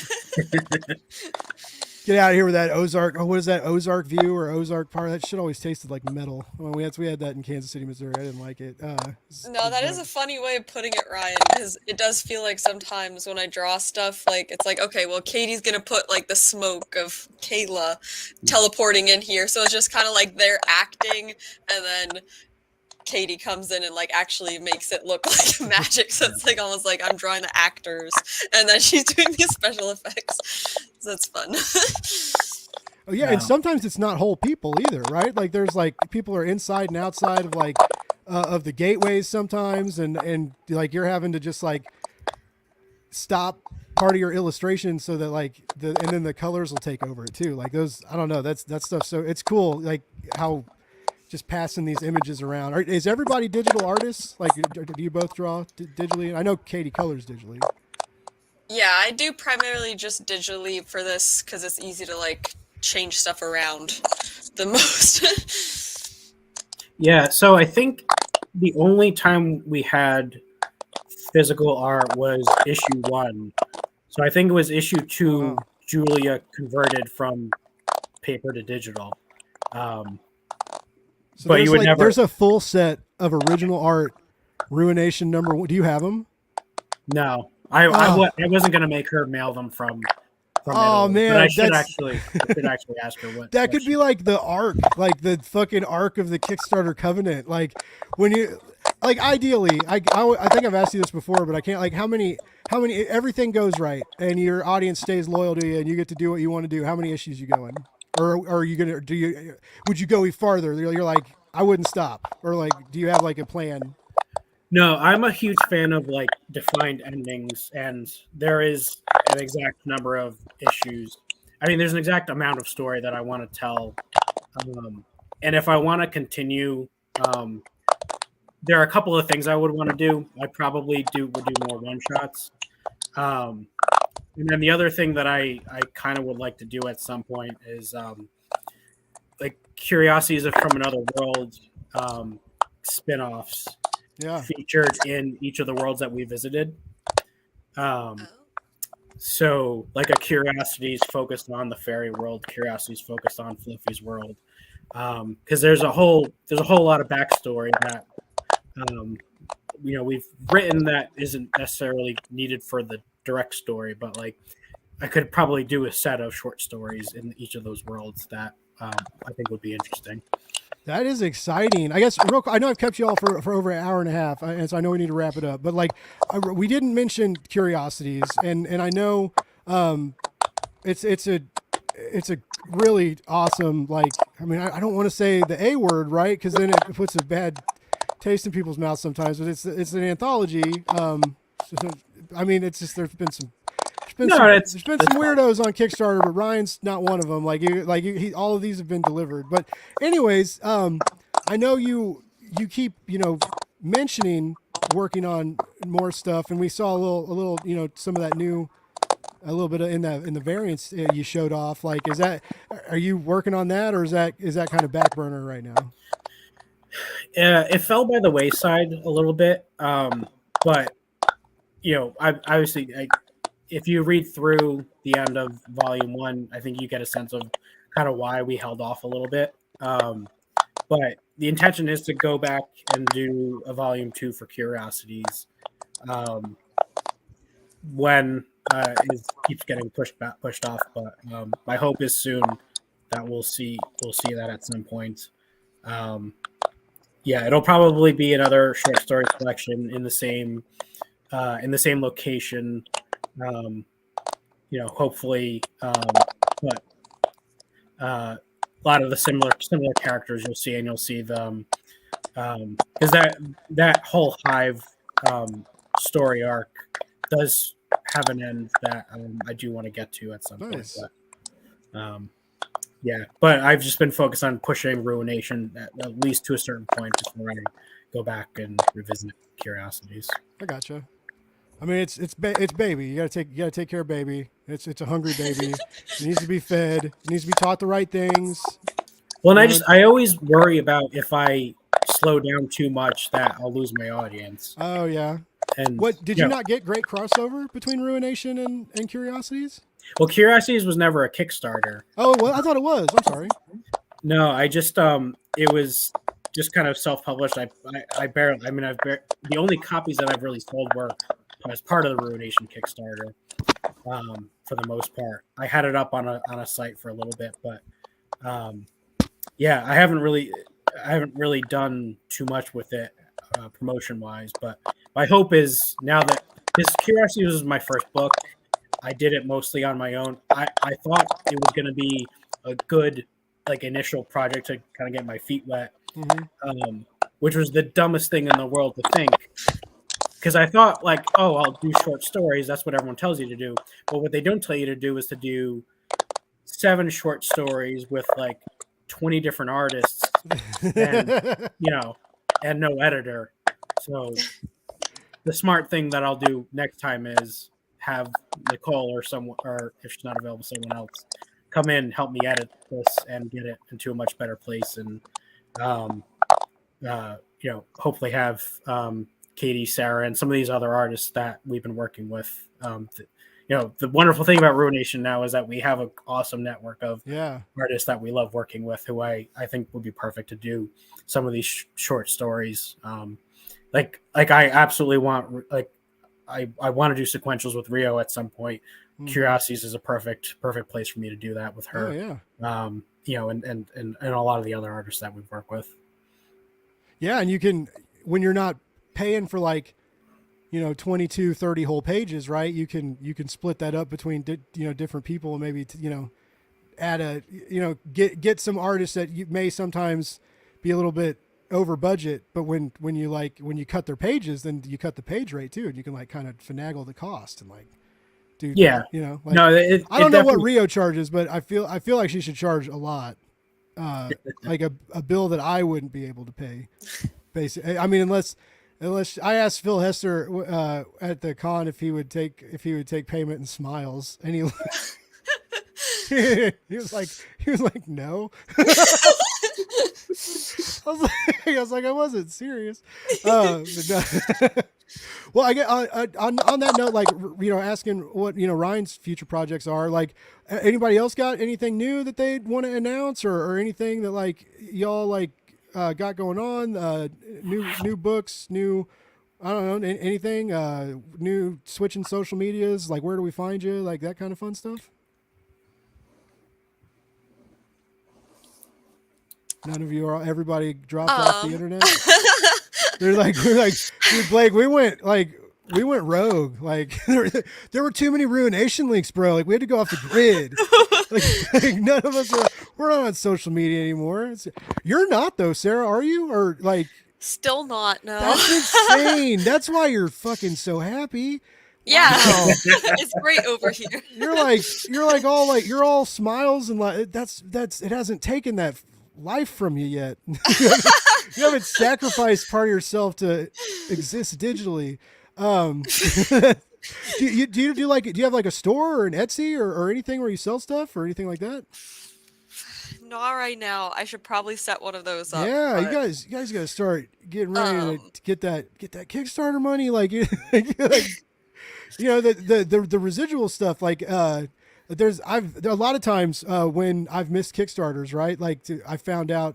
So a lot of times you're like, oh no, like I missed it. I'm gonna have to wait like months and months for the next issue to maybe. But you could sometimes go to the artist website and then like they'll sign or sketch it or. But yeah, it's a lot. I think like a lot of people, if you got comps and stuff, it's an easy way to move comps. And so I don't know. That's what I would do. I would always. Like I always joke like for like Big Two stuff when it hits the spec market. I was like, man, if I wrote that book, I'd be on eBay selling them for like the day before, like 100. Like I know Marvel's gonna send me 12 of these, like Yeah. $125 a piece, ladies and gentlemen. Line up. Like they'd never know it was me, other than like I just admitted to it on this live stream. But they'll probably forget about it by then, maybe. So, anyways, yeah, stores. I don't know. It's a good way. And you do like prints and stuff or like stickers. Like everybody wants fucking stickers now. People want stickers from me. So I feel like if you actually had talent and could draw and stuff, like people would really want stickers from you guys. Kaytee, what are you? I know you're on Twitter and stuff still. Do you have like a website or a storefront or any new projects going on or anything? I don't. I mean, I just have like a online portfolio attached to my Twitter. I don't have a storefront. I should have a storefront. I should still sell stickers because people do like stickers. I've thought about it. It's about as far as I've gotten. We gotta get on a sticker bus here. Like side note, like I know none of you have anything going on, and you're all like, there's no deadlines to worry about. Everything's chill. Ryan's keeping it. Ryan's keeping it. Just set up these storefronts. Go get your shipping supplies. You get some boat. No, I get it. It's a lot of work. It's easy to say, right? I'm like, oh yeah, you guys should do this. You're like, yeah, Blake, we should. Why don't you do it? I'll be like, oh yeah, it's a lot of hard work. And you're like, see.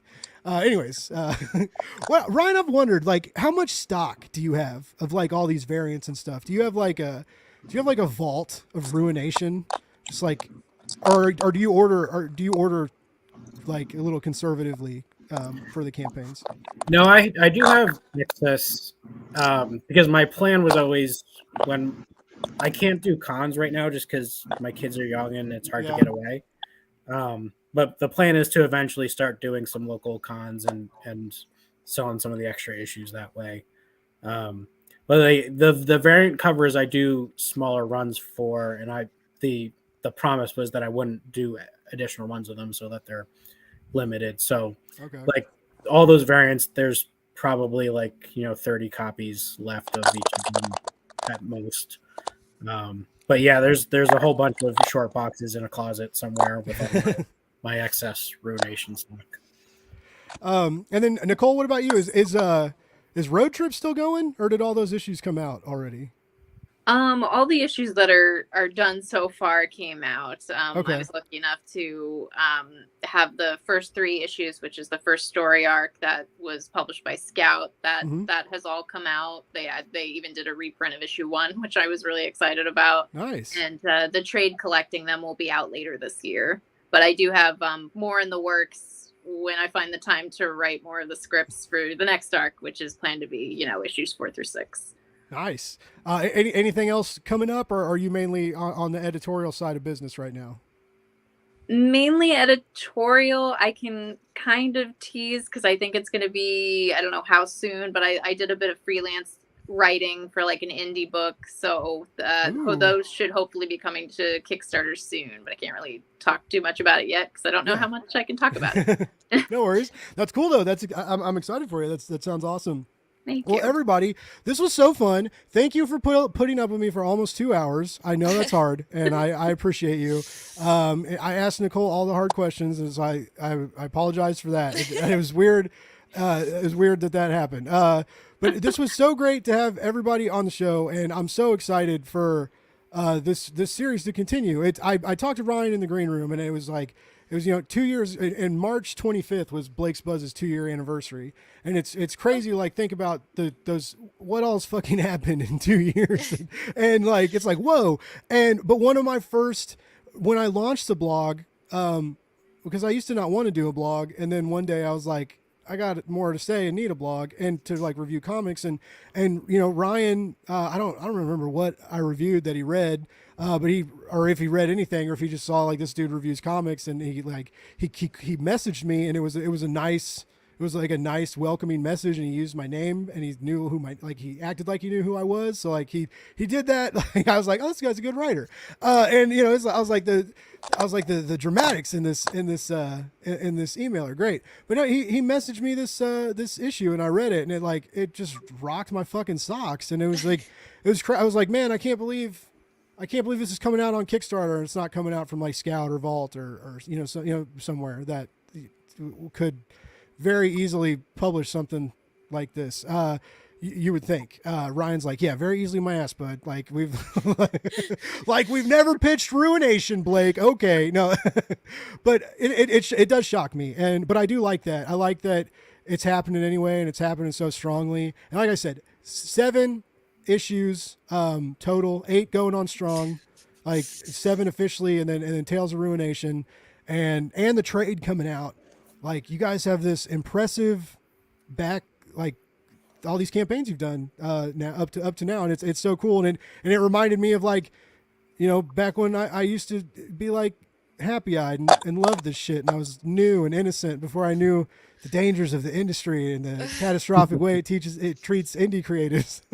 And I was like, learned all this shit I didn't want to know, right? No, but it's still it was cool to think back to then and do the same with you guys too. Be like, wow, like I was starting, you guys were starting, and then here we are talking about like success after success after success, and I've gotten pretty lucky with stuff too, and it's cool to see like old school friends of the show grow and watch you spread your wings and jump off that creative mountain and glide to the destination and just achieve your hopes and dreams. Like I know that sounds cheesy as fuck, but I really do mean it. And I'm happy for y'all and excited for stuff you got going on in the future. And I hope Kaytee and Sarah get like, people need to start reaching out and like hiring you if they're not doing it already, because you're doing some really great work that looks a lot better than some of the comics I've been reviewing that come out in the direct market. I'll say that. I'm like, you guys have a beautiful book, like, and it stands out.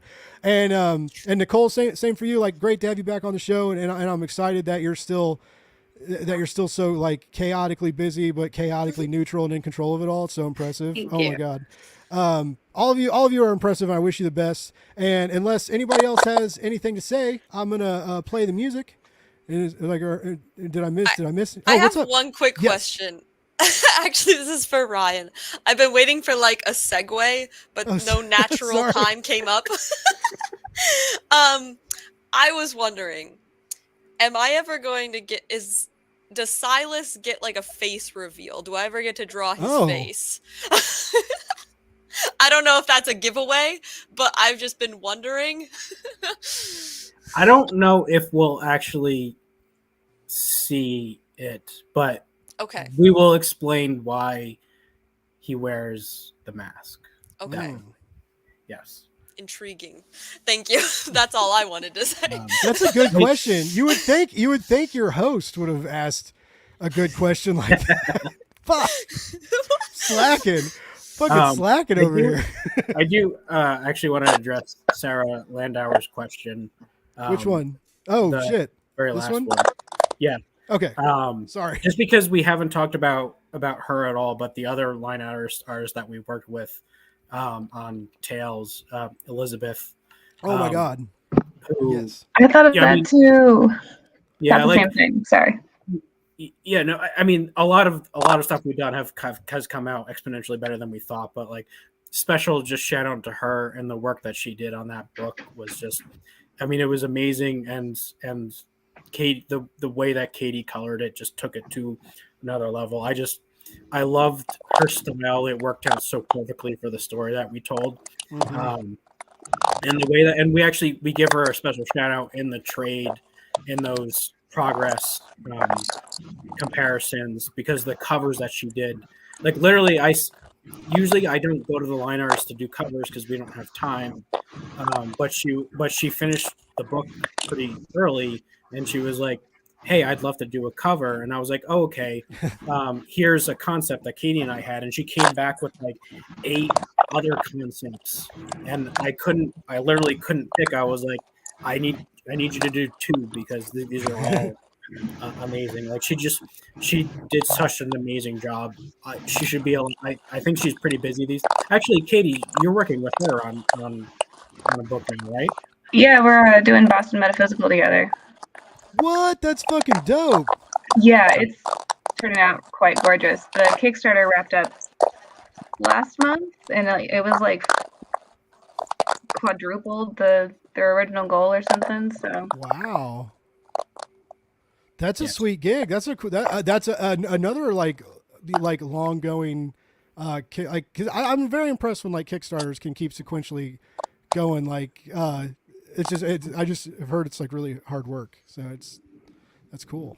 You guys are a part of that. I didn't know that. That's awesome. That's what I'm talking about though. See, like I look at Kickstarters a lot and I cover them, and people come on my show and talk about it. And there's still so much that like I miss and like don't even know like what's going. It's crazy. Like the internet like hides stuff from you now. Like it hides the stuff you don't want, or it doesn't hide what you do want hidden, and it hides what you don't. That's weird. And that's not just on Twitter. That's just everywhere. It's a conspiracy. It's an internet conspiracy. But no, that's cool. So you both like each other enough after this, like you're even working together outside of this project. That's cool. That's why these pages are fucking singing so magnificently. Like you guys, there's that good comic book vibe going on. That's awesome. Well, yeah, I apologize for not talking about Tales more, because that is a beautiful comic, and boy does it like just flow and glide, and Kaytee does like flexes like a totally different palette and style. It's just like everything's just different about it, and it's very cool, and it's very assassiny, and then when the emotional, like when you find out like who the lady is. And then you guys break our hearts not once but twice in like three pages or so. Like that happens, and then it happens again, and you're just like, oh my god, this poor girl, this poor emotionally scarred girl forever now. Like wow. See, that's why I didn't talk about it, because that issue made me sad. But it ends nice. It ends nice till you think about what happened at the end of issue 6. And then you're like, oh no, like even that relationship's in trouble. Like, fuck. It just can't keep us happy for long. We will break your heart a few more times. Great. I promise it will pay off. If you kill that dog, I'm gonna riot. I will fucking, I will salt the earth. Like, I'll still read and love your comics, but I will riot and salt the earth. Honestly, same. I'd probably quit. You're like, this is, as the art director, no, this is safe. This is unapproachable territory. I like that. That's good. I feel better. I feel safe and comfy. But yeah, that was a totally cool issue, and I am so excited that it sounds like there's going to be more of those with different characters and a way to utilize different artists and bring them in. Like, that's exciting. I like that. I like giving them a whole issue too.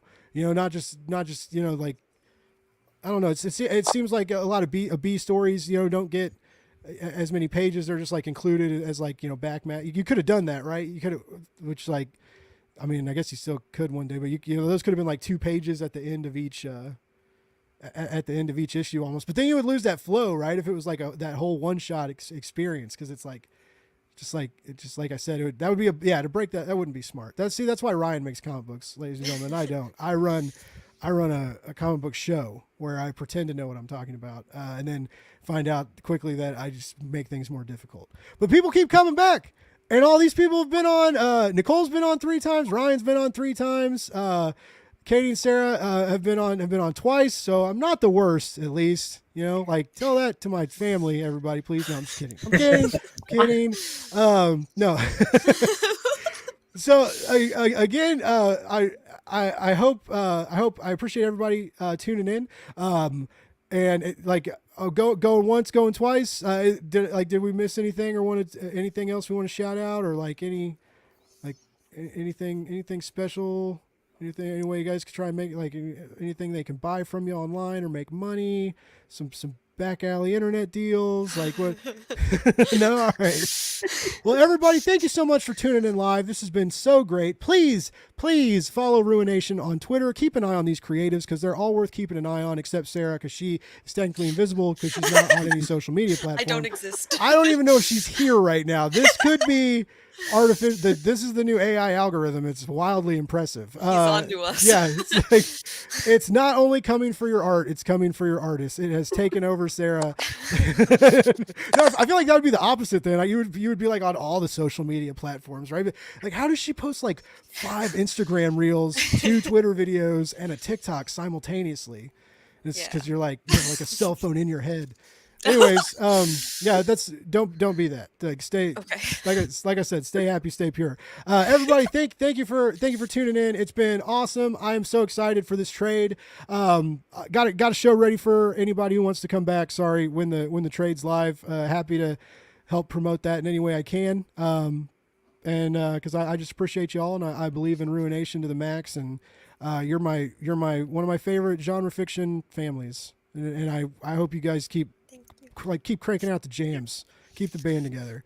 You got some great stuff going down, and I know you've got a now roving like a zombie horde of Kickstarter fans that follow you from campaign to campaign, right? That's got to feel pretty good. I feel like that's the thing, right? I hear like making these comics is nice, right? But selling books is an equally beneficial experience that people enjoy, and then they don't even really have to read them, they just need to buy them. That's all that matters. I'm just kidding. Anyway, so I'm the one who won't shut up now. So love more, hate less, read comics. We'll be back this Saturday doing another live stream with a Kickstarter creator that I'm very fond of. Matt Assorcier is going to come on and talk Sacrimony Volume 1. All these cool fantasy books, got some cool trades coming out, and I'm going to teach y'all how to spend money. Thanks for watching, and we'll see you later.